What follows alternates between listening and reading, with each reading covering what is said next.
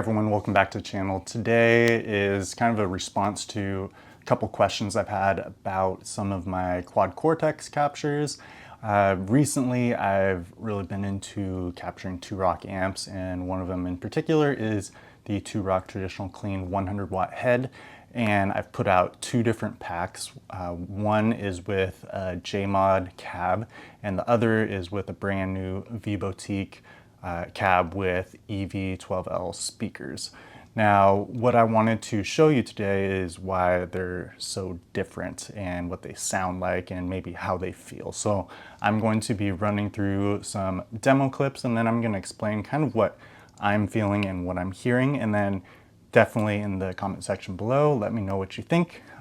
These captures are available on my website, johnconnoshiroguitar.com, and they're available for both the Quad Cortex and the Nano Cortex. So here's a demo.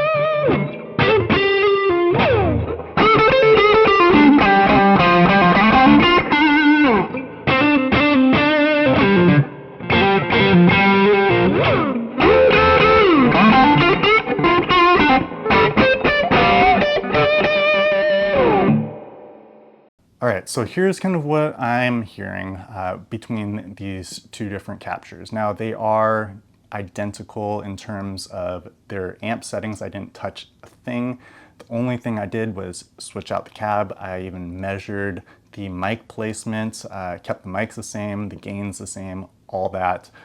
Even the output on the Quad Cortex for each capture was exactly the same going into Logic Pro.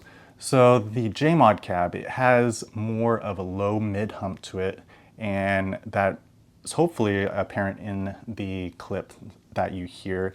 You hear a little bit more thump going on, maybe a little bit smoother in terms of the overdrive. Now, the EVs are meant to be really high powered. I think they're like 200 watts each. And this is a 2x12 cab and mic'd with a SM57 Royer 121. The EVs are extremely articulate. They're not meant to have any sort of speaker breakup going on. So you hear like every nuance. There's maybe a little bit more high mids going on as well.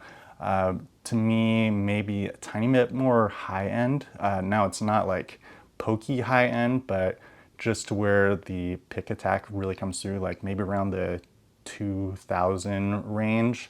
That's kind of what I'm hearing. Now, the flip side of that is I feel like the overdrive is maybe a little bit more harsh, I guess you could say.